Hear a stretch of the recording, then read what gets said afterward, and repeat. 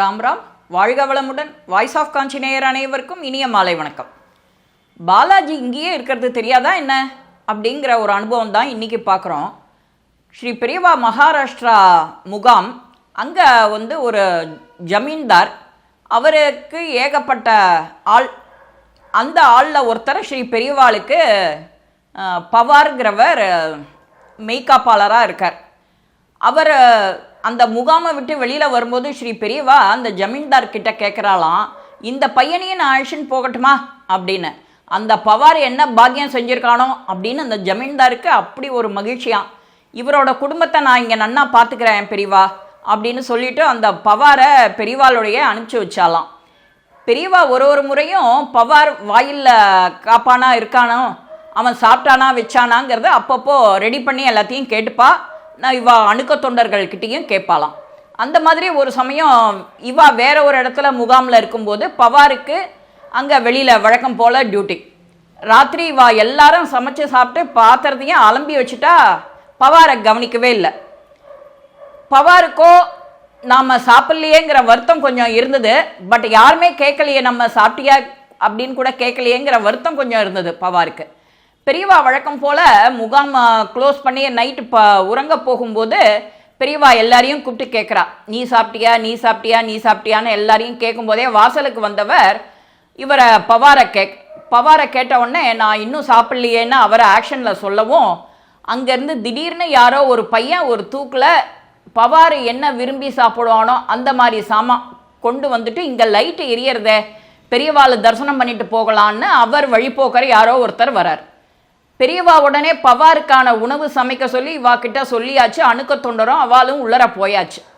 இந்த மாதிரி பையன் நம்மளை தரிசிக்க வந்திருக்கான்னு உடனே பெரியவா பவாருக்காக அந்த வந்தவா கிட்ட சாப்பாடு கேட்குறாளாம்.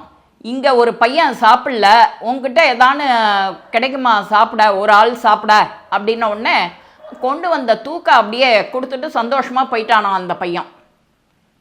அந்த பையன் போனதோடு இல்லை, அதுக்கப்புறம் அந்த கேம்ப் அங்கே இருக்கிற வரைக்கும் அந்த பையன் வரவே இல்லை. தூக்க திறந்து பார்த்தா நல்லா சுட சுட சப்பாத்தி சப்ஜி இதெல்லாம் இருந்தது. பவாருக்கோ ஒரே குஷி சந்தோஷம். தான் விருப்பப்பட்டு சாப்பிட்ற அதே சப்பாத்தி கிடச்சிதேங்கிற சந்தோஷம் அவருக்கு. இந்த மாதிரி பவாருக்கு எவ்வளவு யோகங்கிறள். அதே மாதிரி பவார் குடும்பம் அங்கேருந்து மகாராஷ்டிராலேருந்து கிளம்பி பெரியவா தரிசனத்துக்கு வந்திருக்கா. அவள் எல்லாரும் திருப்பதி போகணும்னு விரும்புகிறா குடும்பத்தில். பவாரோ தயங்கி பெரியவா கிட்ட நானும் திருப்பதி போகட்டுமா அப்படின்னு. ஆனால் பவாரோட வேலைகளை அந்த இடத்துல செய்யறதுக்கு ஆளும் இல்லை. இத்தனை யோஜனையோடையே பவார் அங்கே இருக்கும்போது பவார்கிட்ட சரி போயிட்டு வாங்க அப்படின்னு மகா பெரியவா உத்தரவும் கொடுத்துட்டா. ஆனால் பவாருக்கு மட்டும் லேசாக அப்பப்போ சந்தேகம் உறுத்தல். வழக்கம் போல் இவர் மேனால ரெஸ்ட் எடுக்கும்போது பவார் தான் அதை திரைசைலையை திறக்கணும் மூடணும் ராத்திரி எல்லாம் இந்த வேலையெல்லாம் பவாரோடது. கார்த்தால நைட்டு படுத்துக்கிட்டு கார்த்தால திறக்கும்போது பவாருக்கு ஒரே அதிர்ச்சி ஆனந்தமாக இருந்துதான். பெரியவா பாலாஜியாக காட்சி தராளாம். எப்படி அப்படின்னு பவாருக்கு நம்பவே முடியல. நாம் பக்கத்தில் தெய்வத்து பக்கத்தில் இருந்துட்டு நீ போய் இன்னொரு தெய்வத்தை பார்க்குறேன்னு அனுகிரகம் கேட்டியே பெரியவா கிட்ட, நாம் என்ன மடத்தனம் பண்ணிட்டோம் அப்படின்னு பவாருக்கு தெரிஞ்சுதான். அதே பவாருக்கு இன்னொரு அனுகிரகம் பெரியவா சொல்கிறா. மறுநாளைக்கு அவா குடும்பம் மட்டும் திருப்பதி போயிட்டா. பவாருக்கு அடுத்த இடத்துல முகாமில் பெரியவா என்ன சொல்லிட்டா, பெரியவா மட்டும் வெளியில் விறுவிறுன்னு இறங்கி கிளம்புறா பவாரோட. மற்றவா யாரையும் வர வேண்டான்னு சொல்லிட்டாலாம் பெரியவா. பவாருக்கோ ஒரே அதிர்ச்சி ஆச்சரியம். பெரியவா ஏன் யாரையும் வேண்டான்னுட்டா, அணுக்க தொண்டர் ஒருத்தர் கூட வரக்கூடாதுன்ட்டாலே ஏன் அப்படின்னு.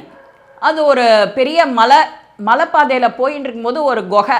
அந்த குகைக்குள்ளே இப்போ நீ போய் உள்ளர போய் பார்த்துட்டு வா அப்படின்னாலாம் பவாருக்கு கொஞ்சம் பயம்.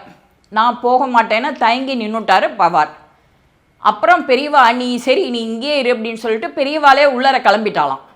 உள்ளர போய் பார்த்தா அங்கே ஒரு பெரிய ஆஞ்சநேயர் அழகு சொட்டுற கலையில் அவ்வளவு தீட்சண்யமாக உங்களுக்கு அருள் கொடுக்குற மாதிரி. பெரியவா நான் போயிட்டு வந்துட்டேன், உள்ள ஒரு தொந்தரவும் இல்லை, இப்போ நீ போய் பார்த்துட்டு வா அப்படின்னாலாம் பவாருக்கு இந்த மாதிரி ஒரு அனுகிரகம் கிடைச்ச உடனே அவள் நார்த்துக்காரெல்லாம் ஜெய் ஸ்ரீ ஹனுமான் அப்படின்னு அவள் ஹனுமான் டிவோட்டிஸ் நிறையா பேர் இருப்பாள். அந்த மாதிரி பவாருக்கு ஹனுமனையும் தரிசனம் பண்ணி கொடுத்து அவருக்கு அப்படி ஒரு கடாட்சம் பவாருக்கு.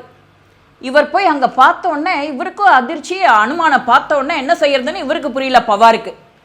ஹனுமானை தரிசனம் பண்ணி 12 சுத்து பிரச்சனை வந்து நமஸ்காரம் பண்ணிட்டு பவாரோ பெரியவாளை தரிசனம் பண்ணி காலில் வந்து விழறாராம். எனக்கு இப்படியெல்லாம் ஒரு தரிசனம் கொடுத்து என்னை அருட்கடாட்சம் பண்ணுறேல அப்படின்னு பவாருக்கு அவ்வளவு ஒரு சந்தோஷம் ஆயிடுது. இந்த மடத்துக்காராளுக்கோ பெரியவாகே நம்மளெல்லாம் விட்டுட்டு பவாரை மட்டும் அழிச்சுன்னு போனாங்கிறது தெரியவே இல்லை. இனிமேல் பவார் போய் தான் அவாக்கிட்ட சொல்லணும் இங்கே நடந்தது எல்லாத்தையும்.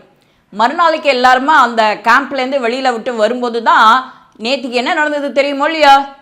பெரியவா வந்து பாலாஜியை தரிசனம் கொடுத்தா பவாருக்கு.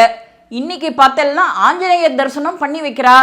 எல்லாம் அவ்வளவு அருட்கடாட்சம் பவார் மேலே பெரியவாளுக்கு அப்படின்னு எல்லாருமா சந்தோஷமாக நடந்துட்டு அடுத்த கேம்புக்கு போகிறாளாம். இந்த மாதிரி பவாருக்கு எவ்வளவு பாக்கியம் பண்ணியிருக்கான், கூப்பிட்டு அனுகிரகம் பண்ணி வச்சுருக்கான்னா அவள்லாம் எப்பேற்பட்ட மனுஷாலாக இருந்திருக்கணும். அவளோட கேரக்டரை நம்ம பார்க்கணும். இந்த பதிவும் நாம் எதையுமே எதிர்பார்க்காத பண்ணணும், அதுதான் முக்கியம். அந்த எதிர்பார்ப்பு இல்லாமல் எல்லார்கிட்டையும் பழகினோம் அப்படின்னா உனக்கு தக்க சமயத்தில் அது உனக்கு என்ன கிடைக்கணுமோ அது அப்போ கிடைக்கும். இந்த பதிவு வழக்கம் போல் உங்கள் எல்லாருக்கும் பிடிச்சிருக்கோம். லைக் பண்ணுங்க, ஷேர் பண்ணுங்க, பெல் பட்டனை கிளிக் பண்ணுங்க, சப்ஸ்கிரைப் பண்ணுங்க, கமெண்ட்ஸ் பாக்ஸில் கமெண்ட்ஸ் போடுங்க. ஸ்ரீ மகா பெரிவா திருவடிகளே சரணம். நல்லதே நடக்கும். ஆனந்தமாக இருப்போம் நண்பர்களே. வாழ்க வளமுடன்.